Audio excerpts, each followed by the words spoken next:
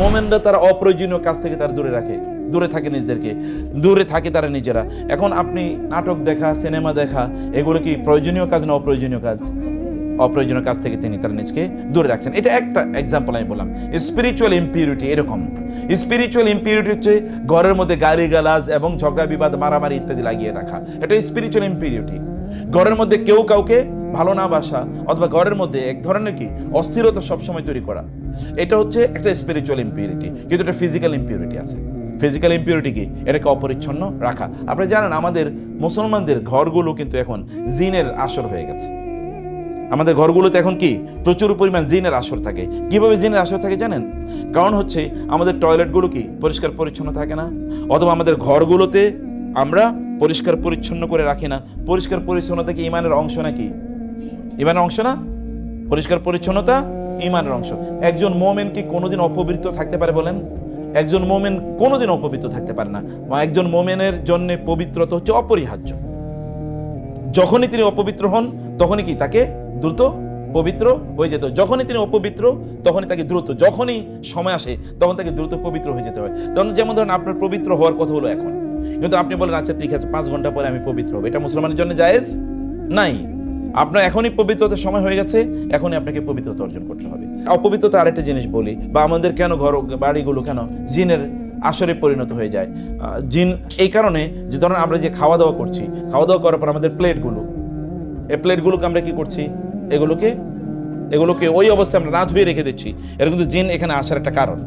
ধরেন আপনি গোশত খেয়েছেন, মাংস খেয়েছেন, হাড়গুলো, অথবা মাছ খেয়েছেন কি তার কাঁটাগুলো, এগুলোকে উন্মুক্ত জায়গায় ফেলে দিলেন। এগুলো কার খাবার বলেন তো? জিনের খাবার। তাহলে জিনকে তো আপনি ইনভাইট করতেছেন, তুমি আসো আমি তোমার জন্য খাবার রেখে দিলাম। অথচ এগুলো কি করে রাখা দরকার ছিল? ঢেকে রাখা দরকার ছিল। আর লাইটগুলো সব বন্ধ করে রেখে তারপরে ঘুমানোর কথা ছিল, কিন্তু আমরা তো লাইট বন্ধ করে ঘুমাই না, লাইট জ্বালিয়ে রেখে আমরা ঘুমাই। খাদ্য এবং পানীয় সব ঢেকে রেখে তারপরে ঘুমানোর কথা ছিল। অপরে যে সকল জামা কাপড়গুলো ময়লা আবর্জনা, এগুলো ঢেকে রাখার কথা ছিল, অথবা দ্রুত এগুলো ধুয়ে ফেলা দরকার ছিল। আমাদের টয়লেটগুলো ঢেকে রাখা দরকার ছিল ঢাকনা দিয়ে, কিন্তু আমরা এখন হাই কমোড ব্যবহার করি। টয়লেটগুলো কি ঢাকনা দিয়ে থাকে না, এগুলো উন্মুক্ত থাকে বলেন তো? অধিকাংশ পাশে উন্মুক্ত থাকে, লোকেরা বুঝেই না যে এটাকে ঢেকে রাখতে হয়। তো শয়তান তো এখানে থাকে। আমরা যখন টয়লেটে ঢুকি তখন কি দোয়া পড়ি? আল্লাহুম্মা ইন্নী মিনাল খুবসি ওয়াল খাবাইস। খুবসি ওয়াল খাবাইস মানে কি জানেন? বাংলা যে বলে খবিশ টাইপের জিন থাকে। জিনের মধ্যে ভালো নাই আছে কিনা, কিন্তু সবচেয়ে নিকৃষ্ট যেগুলো, ওগুলো থাকে কোথায়? টয়লেটে। তাহলে আমরা ওই টয়লেট যখন খোলা রাখি, আবার টয়লেটে যখন যাই তখন আমাদের কি থাকে না? জুতা থাকে না। তো জুতা না থাকার কারণে আপনি তো অপবিত্রতা নিয়ে ঘরের মধ্যে প্রবেশ করলেন, পুরো ঘর আপনি অপবিত্র করে ফেললেন। তাহলে একজন মুসলিমের তিনি টয়লেটে যাওয়ার পরে তিনি কি করবেন? তিনি ওইখানে একটা জুতা তিনি ব্যবহার করবেন, অথবা তিনি ওইখান থেকে যখন বের হন তখন কি তিনি পবিত্র হয়ে বের হবেন। কিভাবে পবিত্র হয়ে বের হতে হয়? ওযু করে বের হবেন। আপনাদের নিজেদের এটা চরিত্রের অংশ বানাতে হবে, যেন আপনাদের সন্তানরা পরবর্তীতে ওরা বুঝে। আপনি বলতে পারেন এই তুমি কেন ওযু করে বের হলে না? এটা আপনার নিজের যদি তৈরি না হয় তাহলে আপনি তো বলতে পারবেন আপনার পরবর্তী প্রজন্মকে। আমি বলছি না যে সবার বিয়ে তো হয় না, কিন্তু হবে তো আলটিমেটলি। আপনাদের সন্তান হবে, এবং আমরা চাই আল্লাহ তাআলা আপনাদেরকে দিনদার সন্তান দেখ, যেন তাদেরকে নিয়ে আপনারা সত্যি করতে গর্ব করতে পারেন। ফেরেশতারা গর্ব করতে পারে দেখো তার সন্তানটা কি। তাহলে আপনার সন্তানদেরকে আপনাকে শেখাতে হবে, আপনার স্বামীকে শেখাতে হবে, আপনার ছোট ভাই বোন তাদেরকে শেখাতে হবে তুমি কি ওযু করে বের হয়েছো? একজন মুসলিম তো অপবিত্র থাকতে পারে না। তাহলে আপনাকে এই পবিত্রতা অর্জন করার জন্য এই কাজগুলো করতে হয়। যখন আমরা টয়লেটে ঢুকি তখন আমাদেরকে বাম পা দিয়ে ঢুকতে হয়। টয়লেট থেকে যখন বের হই কি তখন ডান পা দিয়ে বের হতে হয়। টয়লেট ঢুকার সময় দোয়া পড়তে হয়, টয়লেট থেকে বের হই কি দোয়া পড়তে হয়। এই কাজগুলো আমি টয়লেটের একটা ব্যবস্থাপনার কথা বললাম। ঠিক এইরকম অসংখ্য জিনিস আছে অপবিত্রতার। কোনো অপবিত্রতা এখানে, ফিজিক্যাল কোনো অপবিত্রতা এখানে থাকতে পারে না। একজন মুসলিম ফিজিক্যালি তিনি তার বাসায় অপবিত্র থাকবেন না। আপনার বাসাটাকে যদি, ওই যে বললাম, আচ্ছা আপনি কি মসজিদকে অপবিত্র রাখতে পারবেন?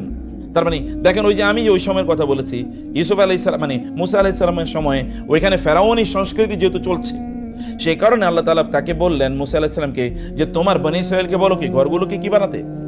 মসজিদ বানাতে। ঘরগুলোকে বিশ্ববিদ্যালয় বানাতে। বিশ্ববিদ্যালয়ের পর কথা পরে আসছি। ঘরগুলোকে মসজিদ বানাতে। মসজিদ বানানোর জন্য আপনাকে এটা পবিত্র রাখতে হবে, অপবিত্র রাখার কোনো সুযোগ নেই। এবং আপনি পবিত্র অবস্থায় সেখানে ঢুকতে হবে, আপনি অপবিত্র অবস্থায় সেখানে ঢোকার কোনো সুযোগ নেই। আল্লাহ সুবহানাহু ওয়া তাআলা তিনি আমাদেরকে এইটা শিক্ষা দিলেন। 2 নম্বরে যেটা আমি আপনাদেরকে বলতে চাই তাহলে যে আমাদের এই ঘরটাকে কেবলা বানানো মানে কি?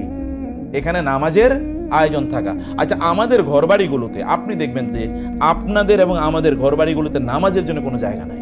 একজন মেহমান আসলে কোথায় নামাজ পড়বে কেউ জানে না, অথচ আপনার ড্রয়িং রুম আছে, ডাইনিং রুম আছে, এরপরে কিচেন আছে, এরপরে কি চিলড্রেন রুম আছে, আবার ওই যে যারা কি বলে গেস্ট রুম আছে।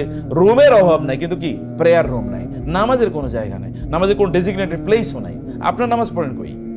ছোটবেলা আমি দেখেছি, আমি আমার দাদিকে দেখেছি, মাকে দেখেছি, তাদের আলাদা কি একটা চকির মতো একটা থাকতো, চকির উপরে তার নামাজ পড়তো। এখন আমাদের ওগুলো কই? এরা তাদের সংস্কৃতি ছিল, কারণ এরা জেনেছে যেটা তাদের করতে হবে। কিন্তু আধুনিক এখন ফেরাউনি সংস্কৃতি আইসা এটাগুলো সব উল্টে পাল্টে দিচ্ছে। সব কিছু থাকে কিন্তু নামাজের কোনো জায়গা নেই, নামাজ পড়ার কোনো জায়গা নেই। আপনি কোথায় বসে একটু মনোযোগ সহকারে নামাজ আদায় করবেন বলেন তো? এখানে পড়তে পারেন না, এখানে আপনার স্বামী আছে, অথবা বাবা আছে, অথবা ভাইয়েরা আছে, ওইখানে মা আছে, ওইখানে বোনেরা আছে, ওইখানে সন্তানরা আছে, ওইখানে আত্মীয় স্বজন আছে, ওইখানে মেহমানরা আছে, কোথাও নামাজ পড়ার কোনো জায়গা নেই। অথচ আল্লাহ বলেছেন তোমরা এটাকে কিবলা বানাও। তার মানে একটা ডেজিগনেটেড এরিয়া থাকবে, যে এরিয়াতে আপনি খুবই শান্তির সাথে, প্রশান্তির সাথে আপনি প্রয়োজন আল্লাহকে একটু, কতক্ষণ আপনার মন খারাপ, আপনি কতক্ষণ কাঁদতে পারবেন আল্লাহর সামনে, যে আল্লাহ তুমি আমার কষ্টটা দূর করে দাও। এরকম একটা জায়গা আছে বলেন তো? টয়লেটে গিয়ে এরপরে দরজা বন্ধ করে কান্দন লাগে, ব্যাপারটা এরকম হয়েছে না? মন খুবই খারাপ, এবার টয়লেটে ঢুকো, এবার কাঁদো। কি দুর্ভাগ্য আমাদের! এটি আমরা যেন না করি, মানে আমাদের এই জায়গাটিকে যেন আমরা, মানে আমাদের যেন এই জায়গাটিকে যেন আমরা পরিবর্তন করি, সেটাও আমাদের জন্য খুবই গুরুত্বপূর্ণ। রাসূলুল্লাহ সাল্লাল্লাহু আলাইহি ওয়াসাল্লাম বলেছেন, লা তাজআলু বুয়ুতাকুম কুবুরা, তোমরা তোমাদের ঘর বাড়িগুলোকে কবর বানিও না। তার মানে কি? ইজআলু হাজ্জাম মিন সলাতিকুম ফি বুয়ুতিকুম, তোমাদের কিছু নামাজ তোমরা ঘরে পড়ো। আপনারা তো আপনাদের ঘরে নামাজ পড়বেনই, কিন্তু আমরা বলেছি যে নামাজের জন্য যেখানে ঢুকলে আপনার মনে হবে যে এটা একটা প্রেয়ার রুম, যেখানে ঢুকলে মনে হবে যে আপনার এখানে আল্লাহর কথা মনে পড়ে যাবে, এরকম একটা জায়গা তৈরি করা, এটা আপনাদের জন্য খুবই গুরুত্বপূর্ণ। এবং অন্যান্যরা, মেহমানরা যদি আসে, তারাও যেন এরকম একটা জায়গা তারা যেন পায়, সেটা করতে হবে। নামাজকে আল্লাহ রাসূল বলেছেন নামাজ হচ্ছে নূর। নামাজ কি বলেন তো? নূর। নূর মানে কি? আলো। তো আপনার ঘরে, আমাদের ঘরে আলো আসবে কোত্থেকে যদি এখানে নামাজ না পড়ে? যেই ঘরে লোকেরা নামাজ পড়ে না, ওই ঘরে আলো থাকবে? আলো থাকবে না, কোনোদিন আলো থাকবে না। আপনি ফ্লাড লাইট, হিউজ আলো আছে, কিন্তু তারপরে দেখবেন অন্ধকার। কারণ কি? আলো, মূল আলো কোনটা? আল্লাহ প্রদত্ত যে আলো, সে আলো তো এখানে নাই। আল্লাহ প্রদত্ত আলোর ব্যবস্থা এটি আমাদের করা দরকার। 2 নম্বর বিষয় এটা। 3 নম্বর বিষয় হচ্ছে যে আমাদের ঘরগুলোতে কোনো অবস্থায় মূর্তি, ছবি ইত্যাদি থাকতে পারবে না। কিন্তু দেখবেন আনফরচুনেটলি মুসলিমের ঘরগুলোতে এখন বিভিন্ন ধরনের কি ছবি থাকে। এই ছবি এখন আপনার বিয়ের ছবি, এখন অনেকে হয়তো হিজাবি সিস্টাররা আছেন, কিন্তু আপনার বিয়ের সময় আপনি তো হিজাব অবস্থায় নাই, ওই রকম একটা ছবি টানিয়ে রাখছে। তো কাকে দেখাচ্ছেন এটা? আর আপনারা তো জানেন রাসূলুল্লাহ সাল্লাল্লাহু আলাইহি ওয়াসাল্লাম বলেছেন কিয়ামতের দিন সবচেয়ে বেশি কঠিন শাস্তি দেওয়া হবে কাদেরকে? যারা মূর্তি বানাতো, যারা ছবি বানাতো, এই সকল ব্যক্তিদেরকে সবচেয়ে বেশি শাস্তি প্রদান করা হবে। এখন এখানে ছবি বানানো মানে আসলে ওই যে পাথর কেটে অথবা হাতে এঁকে এঁকে যারা ছবি বানায় তাদের কথা বলা হয়েছে, কিন্তু ছবি তো, অথবা এই ছবির মধ্যে কি আছে? আপনি যেই ছবিগুলো টানিয়ে রাখছেন, এই ছবি কি টানানো, এটা মুসলমানদের সংস্কৃতি? এটা ওই যে ফেরাউনি সংস্কৃতি। কিভাবে বললাম ফেরাউনি সংস্কৃতি? আচ্ছা, ফেরাউন কি, তার ওই দেশে কি স্থাপত্য ছিল কিনা, স্কাল্পচার ছিল কিনা? ব্যাপক পরিমাণ। ফেরাউনি সভ্যতা মানে হলো স্কাল্পচার, ব্যাপক স্কাল্পচার তৈরি করবে, তার ওইখানে প্রতিমূর্তি, তার প্রতিমূর্তি। গোটা পৃথিবী জুড়ে ফেরাউনি সংস্কৃতি মানে কি? ওইখানে স্থাপত্য থাকবে, তাদের ছবি, যিনি শাসন করছেন, যিনি করছেন, তিনি করছেন, তার এগুলো ছবি থাকবে। আপনার ঘরে যেন এরকম কোনো ছবি না থাকে, কোনো ছবি না, কোথাও না।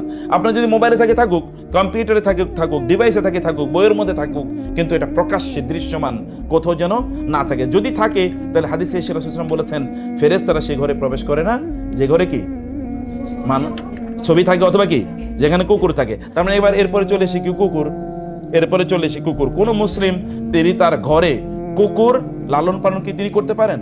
আপনার সূরা কাহাফ কি শুক্রবারে পড়েন কিনা? সূরা কাহাফ পড়েন না? সূরা কাহাফে দেখবেন ইউসুফ, মানে ওইখানে যে আসহাবুল কাহাফের একটা কুকুরের কথা বলা হয়েছে না? দেখবেন এত ইন্টারেস্টিং, কোরআনের প্রত্যেকটা শব্দ কিন্তু আমাদের জন্য বিশাল মেসেজ দেয়। ওয়াকালবুহুম বাসিতুন যিরাইহি বিল ওয়াসিদ লাবিত্তালাত আলাইহিম লাওয়াল্লাইতা মিনহুম ফিরারাও ওয়ালা মুলিতা মিনহুম রুবা। আপনি দেখেন যে ওইখানে যে কুকুরটা ছিল, কুকুরটা কি তাদের সাথে ঘুমাইছে? কোথায় ছিল?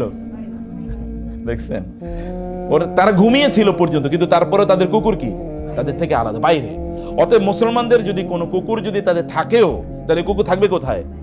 এটা কি মুসলমানের বিছানা পর্যন্ত আসতে পারে?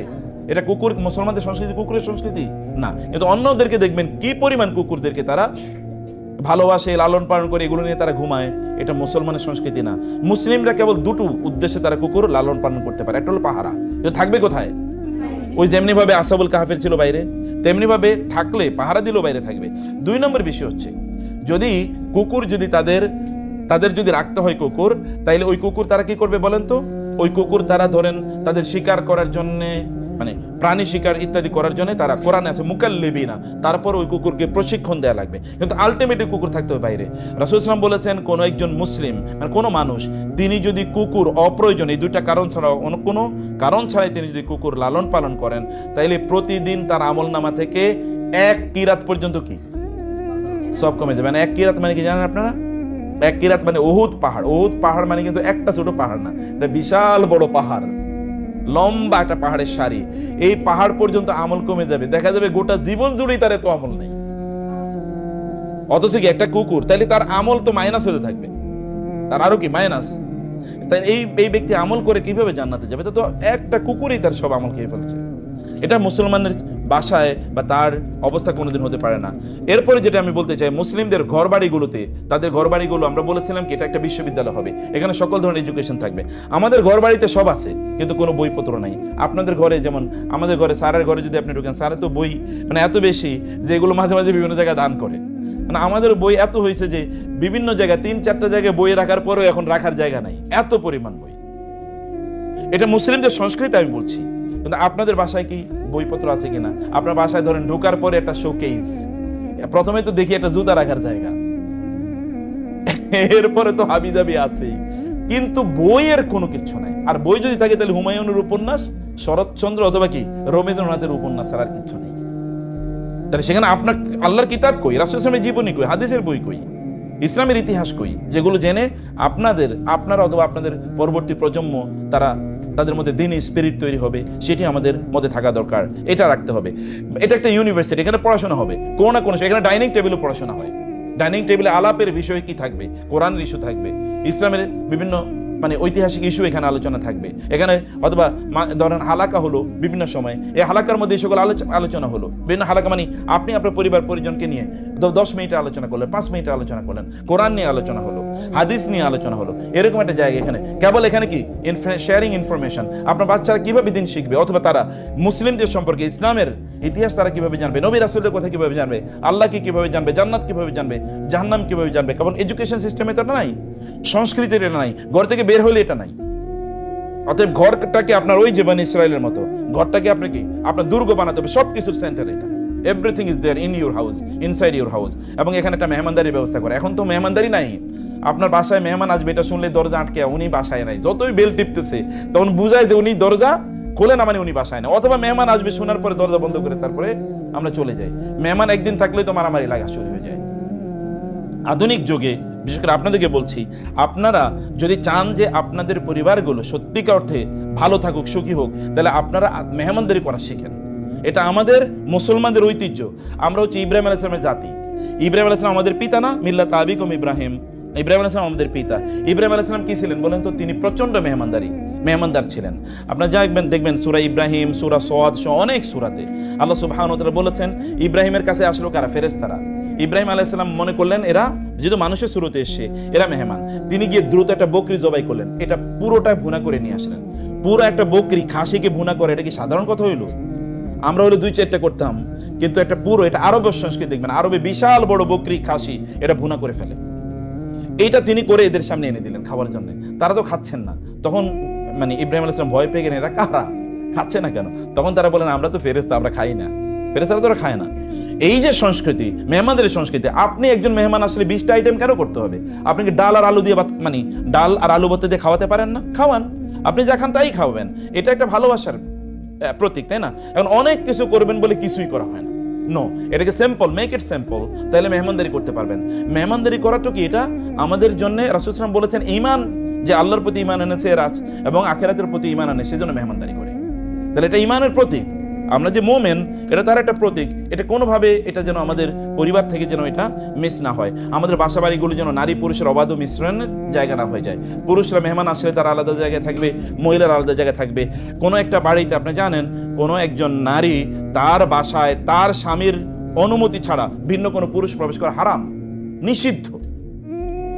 তার বাড়িতে, তার ঘরে অন্য কোনো পুরুষ, এমনকি স্বামীর ভাই, তার অনুমতি ছাড়া তিনি প্রবেশ করতে পারবেন না। এটা নিষেধ, হারাম। কারণ তিনি এটা তার আলাদা রাজত্ব, এবং এখানে তার কি সম্ভ্রম, তার ইজ্জত, তার মর্যাদা এখানে তার রক্ষা করতে হবে। এটি যেন কোনো অবস্থায় না হয়। আপনাদের এই যে অবাধ মিশ্রণ, এই মিশ্রণটাকে আপনাদের পরিবারগুলোতে আপনাদের এটা রক্ষা করতে হবে। অ্যান্ড ফাইনালি যেটা বলতে চাই তা হলো যে আমাদের পরিবারগুলো যেন প্রতিবেশীদের সাথে যেন সুন্দর সম্পর্ক থাকে, এমন যেন না হয় যে আমরা একা একা। মানে এখন তো অধিকাংশের অবস্থা হলো যে তারা একা থাকতে চায়, অন্য কাউকে তারা কোনো অবস্থায় শেয়ার করতে চায় না। ফলে সুখগুলো এখন আমাদের আসলে কি এখন মানে ট্রানজিটিভ না, এগুলো এখন ইনট্রানজিটিভ হয়ে গেছে, নিজের মধ্যে সীমাবদ্ধ। ফলে নিজের দুঃখে নিজে মারা যায়, অথবা নিজের সুখে কি নিজে অহংকারী হয়ে পড়ে। এইটা আমাদের জন্য কোনো অবস্থায়, কোনো মুসলিমের জন্য এইটা জায়েজ হতে পারে না। পরিবারগুলোতে আনন্দ, খুশি ইত্যাদির ব্যবস্থা রাখবেন, পরস্পরকে সাহায্য করবেন, সহযোগিতা করবেন এবং ভালোবাসবেন। এইভাবে পরিবারগুলোকে যেন আমরা সত্যিকার অর্থে, মুসা আলাইহিস সালাম, মনে আছে আমি কি গল্প দিয়ে শুরু করেছিলাম? বনি ইসরাইলকে ফেরাউন একটা অঞ্চলে আলাদা করে রেখে দিয়েছিল, ওইখান থেকে তারা বের হতে পারতো না, তাদের শিক্ষা সভ্যতা নিষিদ্ধ, তাদের দিনী প্র্যাকটিস নিষিদ্ধ, তাদের জ্ঞান অর্জন করা কি সব নিষিদ্ধ, ব্যবসা বাণিজ্য করা সব নিষিদ্ধ। আল্লাহ বললেন তোমাদের ঘরগুলোকে তোমাদের সব বানায় ফেলাও, তোমাদের ঘরগুলোকে কেবলা বানাও, তোমাদের ঘরগুলোই তোমাদের ইউনিভার্সিটি হবে, তোমাদের ঘরগুলোই তোমাদের কি হবে, তোমাদের মসজিদ হবে, তোমাদের ঘরগুলোই তোমাদের আনন্দ ফুর্তির জায়গা হবে, সব এখানে হবে। এবং এই কারণে ওরা কিন্তু বেঁচে গিয়েছিল, আদারওয়াইজ ওরা কিন্তু বিলীন হয়ে যেত। এখন আমরাও কিন্তু এরকম বিলীন হওয়ার পথে, আমাদের কোনো সক্রিয়তা নেই। যদি এখন বলা হয় আপনাকে মানে ধরেন বড় বৃহত্তর কোনো একটা রাষ্ট্রের অংশ বানিয়ে দেওয়া হবে, দেখবেন বাংলাদেশের 70% লোক খুশি হয়ে যাবে, ওকে আমরা তাদের সাথেই থাকবো। গতকাল একজন বলছিল আমরা আসলে স্বাধীন হয়েই ভুল হয়েছে, আমরা একসাথে থাকলেই ভালো হইতো, আরো বহুত আগে। মানে এইরকম মেন্টালিটি মানুষের মধ্যে তৈরি হয়ে আছে। যাই হোক, আল্লাহ সুবহানাহু ওয়া তাআলা যেন আমাদের ঘর বাড়িগুলোকে যেন আমরা সত্যিকার অর্থে একটি আদর্শ মসজিদের মতো এবং বিশ্ববিদ্যালয়ের মতো তৈরি করতে পারি, আমাদের জন্য স্পিরিচুয়াল সেন্টার হয়, এটাই যেন আমাদের জান্নাতের পথে আমাদেরকে পরিচালিত করতে পারে, সেরকমভাবে যেন আমরা নির্মাণ করতে পারি। আল্লাহ তাআলা সেই তৌফিক দান করুন। আল্লাহুম্মা আমিন।